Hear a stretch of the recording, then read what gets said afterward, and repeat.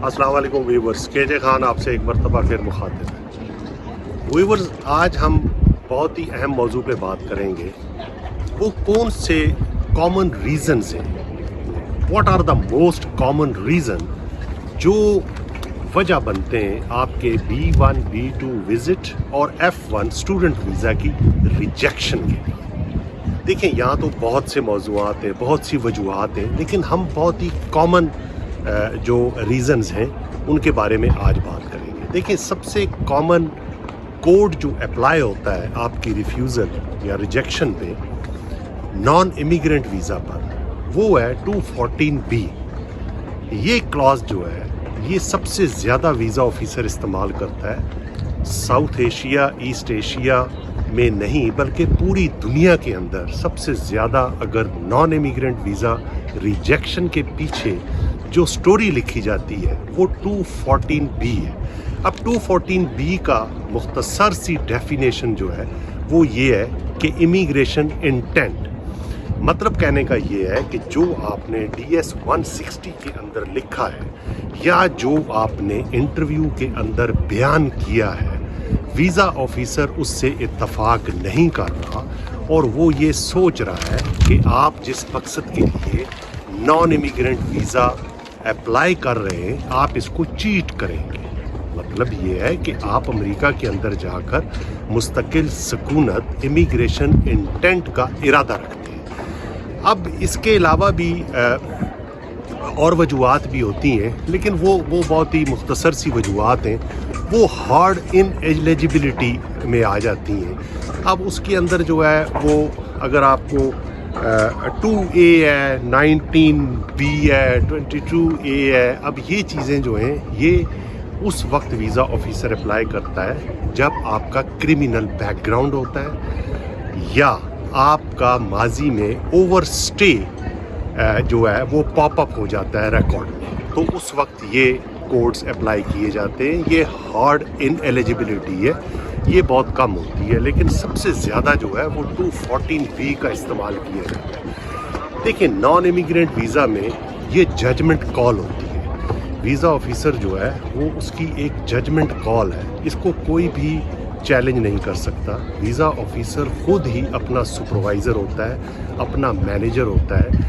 अगर आप का इससे पहले कोई एक्सपीरियंस हुआ है तो आपने देखा होगा कि इंटरव्यू के अंदर एक मर्तबा आपसे हेलो हाय करने के बाद वीज़ा ऑफिसर मुसलसल कंप्यूटर पे नोट्स लिखना शुरू कर देता है। अब वो नोट्स क्या लिखता है, देखें, हर एम्प्लॉय, हर मुलाजिम दुनिया में वो अकाउंटेबल है।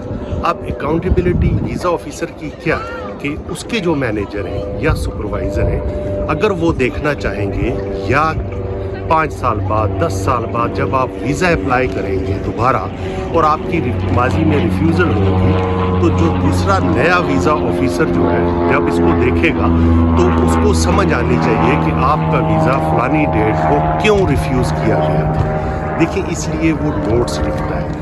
अब वो उसके पास वो कंपेयर करता है A को B के साथ, B को C के साथ, 1 2 3, वो आपकी स्ट्रॉन्ग टाइज देखता है कि क्या टाइज आपकी बनती हैं, क्या आपकी हाइलाइट्स ऐसी हैं कि आपको वीज़ा दिया जाए। वो जब कंपेयरिंग करता है तो वो A B C में तमाम वजूहात लिखता है जिस बुनियाद पर वो आपको वीज़ा नहीं दे रहा, या वो 1 2 3 करके वो वजूहात बयान करता है नोट्स की शक्ल में कि वो आपको वीज़ा क्यों दे रहा है। तो आप वो सवाल पहला करता है, उसके बाद वो कंप्यूटर पे रहता है। आप कभी भी ये ना सोचें कि जो आप बात कर रहे हैं वो सुन नहीं रहा, वो बात को सुन रहा होता है। आप कभी भी रुकें मत, आप मुसलसल अपना बयान जारी रखें। आप अपनी स्ट्रॉन्ग टाइज और हाइलाइट्स जो हैं आपकी, आप उसको बयान करें। आप नेगेटिविटी को पॉजिटिविटी में टर्न अराउंड करें।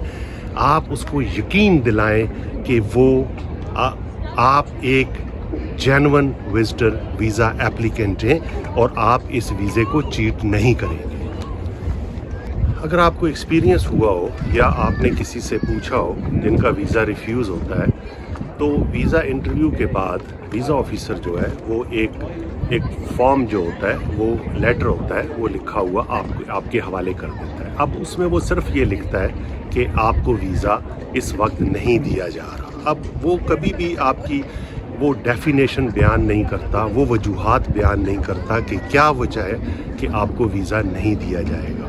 अब ये आपने ख़ुद अंदाज़ा लगाना है कि आपका बैकग्राउंड क्या है, आपने DS 160 में क्या तहरीर किया है, क्या नेगेटिविटी है जिसको आप पॉजिटिविटी में तब्दील नहीं कर सके, आपकी चॉइस स्ट्रॉन्ग थी नहीं थी, आप हाइलाइट्स बयान करने में कामयाब हुए या नहीं हुए, ये एनालिसिस आपने अपना ख़ुद करना है। वीज़ा रिफ्यूज़ होने के बाद आपने रिव्यू करना है अपना, और आइंदा भी आप वीज़ा अप्लाई कर सकते हैं। ये कोई आखिर नहीं हो जाती, कोई ख़त्म नहीं हो जाता कि आपका एक दफ़ा वीज़ा रिफ्यूज़ हो गया है तो आप आइंदा अप्लाई नहीं कर सकते। आप बेहतर तरीके से अप्लाई करके दोबारा वीज़ा हासिल कर सकते हैं। देखिए, दो बुनियादी चीज़ें हैं, दो बुनियादी एरियाज़ हैं जिनकी वजह से आपका वीज़ा रिफ्यूज़ होता है। अब पहली वजह ये होती है कि आपने एनफ पॉजिटिव इंफॉर्मेशन जो है वो प्रोवाइड नहीं की, जिसकी बुनियाद पर वीज़ा ऑफिसर आपका वीज़ा अप्रूव करे।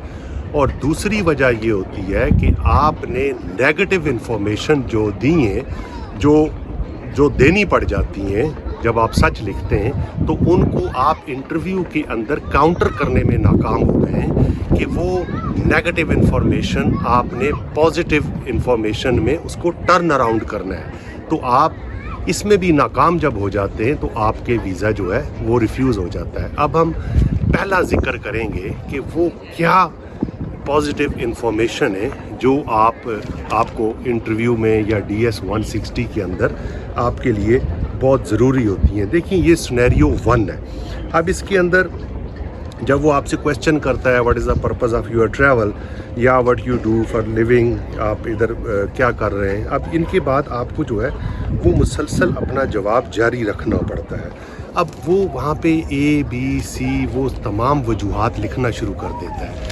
अब पॉजिटिव इन्फॉर्मेशन क्या होती है? देखिए, पॉजिटिव इन्फॉर्मेशन जो है वो आपकी स्ट्रॉन्ग टाइज़ हैं, वो आपकी हाइलाइट्स हैं, वो आपकी जॉब है, वो आपकी बिज़नेस है, वो आपका वेल ऑफ है, वो आपका प्रीवियस ट्रैवल हिस्ट्री है।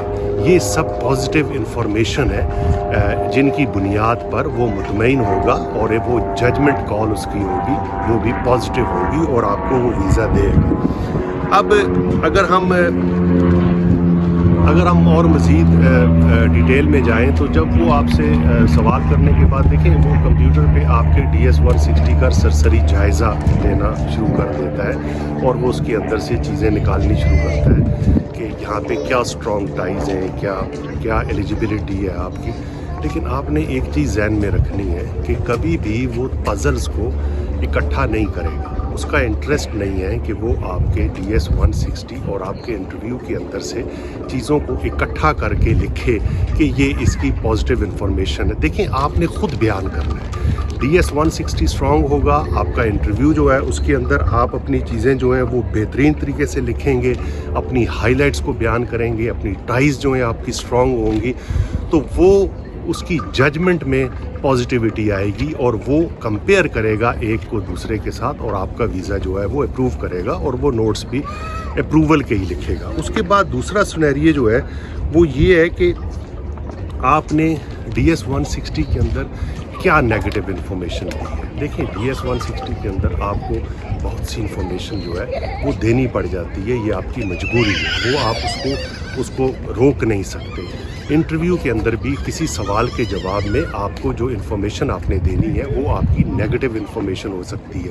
देखिए, नेगेटिव इन्फॉर्मेशन क्या हो सकती है? जब DS 160 के अंदर लिखा होता है कि आपका कोई रिलेटिव जो है वो अमेरिका में है, तो आपका अगर भाई है अमेरिका में, आपकी बहन है अमेरिका में, कोई ऐसा और करीबी रिश्तेदार है, तो वो आपकी मजबूरी है। देखिए, सिबलिंग का तो आपने लिखना ही लिखना है, क्योंकि वो जब आप नहीं लिखेंगे तो फिर भी वीज़ा ऑफिसर के डेटाबेस में वो चीज़ें सामने आ जाएंगी। अब ये नेगेटिव इन्फॉर्मेशन है, तो जब वो इंटरव्यू में क्वेश्चन करेगा कि आपका भाई अमेरिका में होता है, आप जवाब में कहते हैं यस, तो اب وہ مزید دوسرا سوال کر سکتا ہے ضروری ہے یا نہیں کرے گا، لیکن آپ نے اس کو بتانا ہے کہ میرا بھائی اسٹوڈنٹ ویزا پر فلانے سن میں امریکہ گیا تھا، اس کے بعد وہاں اس کو جاب مل گئی، اس کو ایک اچھی کمپنی کے اندر جاب مل گئی، انہوں نے اس کا گرین کارڈ اپلائی کر دیا اور اس کا سٹیٹس چینج ہو گیا اور وہ اس وقت امریکہ کا پرماننٹ ریزیڈنس ہے، اس کو گرین کارڈ مل گیا۔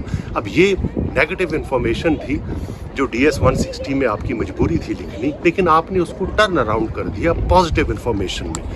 یقیناً میرا خیال ہے آپ کو میری بات سمجھ آ گئی ہوگی۔ تو یہ آپ نے ڈیٹیل میں جب جواب دیں گے آپ، تو یہ آپ کی نیگیٹو انفارمیشن پازیٹیو انفارمیشن میں تبدیل ہو جائے گی۔ دیکھیں، آپ فری لانسر ہیں، آپ کلاؤڈس پہ بزنس کرتے ہیں، آن لائن بزنس کر رہے ہیں، یہ سب نیگیٹو انفارمیشن ہے۔ آپ اگر پاکستان کے اندر، انڈیا کے اندر یا نیپال کے اندر آن لائن بزنس کر رہے ہیں اور اچھا بزنس کر رہے ہیں آپ، تو جب آپ امریکہ کا ویزا اپلائی کریں گے تو یہ آپ کی نیگیٹو انفارمیشن وہاں پہ بنے گی۔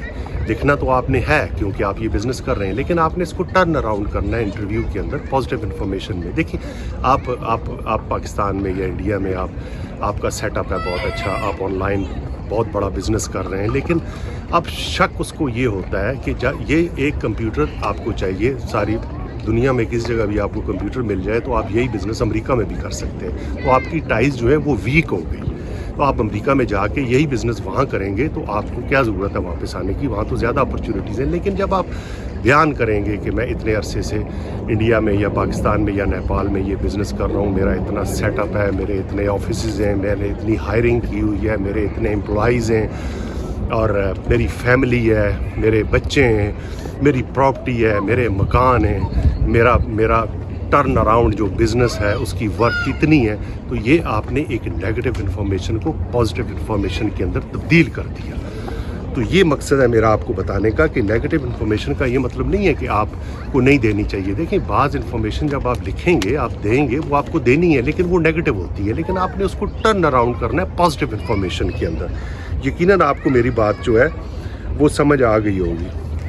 کبھی بھی نیگیٹو انفارمیشن جو آپ سمجھ جائیں، آپ میرے ویڈیوز، پرانی ویڈیوز دیکھیں، اس کے اندر میں نے بتایا ہوا ہے آپ کو، تو اس کا جواب کبھی بھی ایک دو لفظوں میں نہ دیں، اس کا جواب آپ نے ڈیٹیل میں دینا ہے اور آپ نے یقینی بنانا ہے کہ آپ اس ساری انفارمیشن کو نیگیٹیوٹی سے ہٹا کے پازیٹیوٹی میں لے آئیں اور وہ ویزا آفیسر جو ہے آپ کو ویزا دینے پر مجبور ہو جائے۔ یہ دیکھیں، یہ بیسک چیزیں ہیں، یہ بیسک چیزیں آپ نے کبھی بھی خاموش نہیں رہنا، آپ نے پازیٹیو طریقے سے، اچھے طریقے سے، بہت ہی تفصیل کے ساتھ اپنا سوال کا جواب دینا ہے تاکہ آپ اس کو ٹرن اراؤنڈ کر سکیں۔ تو باقی وہی بات ہے، 214B جو ہے وہ سب سے زیادہ استعمال ہوتا ہے۔ آپ ذہن میں رکھیں کہ آپ کے اندر کوئی ایسی چیز نہیں ہونی چاہیے، ایسی انفارمیشن آپ نہ پرووائڈ کریں، اگر پرووائڈ کریں تو وہ اس کو آپ انٹرویو کے اندر کلیئر کریں، نیگیٹو کو پازیٹیو میں تبدیل کریں، جس کی وجہ سے اس کو شک ہو کہ آپ امریکہ سے واپس نہیں آئیں گے۔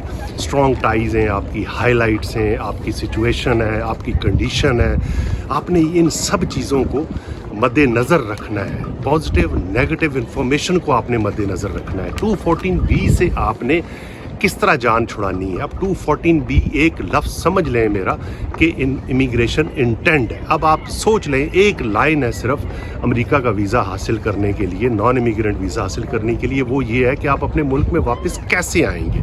اب آپ نے اس پہ توجہ دینی ہے، 2-3 منٹ کی ساری گیم ہوتی ہے، اس کے اندر آپ نے اتنے پازیٹیو طریقے سے اپنا کیس جو ہے وہ آپ نے پلی کرنا ہے اور بیان کرنا ہے، سوالوں کے جواب دینے کہ امیگریشن آفیسر، ویزا آفیسر جو ہے وہ آپ پہ یقین کرے اور وہ ایسی ججمنٹ کال لے کہ وہ آپ کو اس کیٹیگری، اس بریکٹ کے اندر ڈال دے کہ آپ کو ویزا ایشو کریں۔ تو آج یہیں تک، پھر اگلے کسی اور موضوع سے ملتے ہیں۔ جہاں بھی ہیں خوش رہیں۔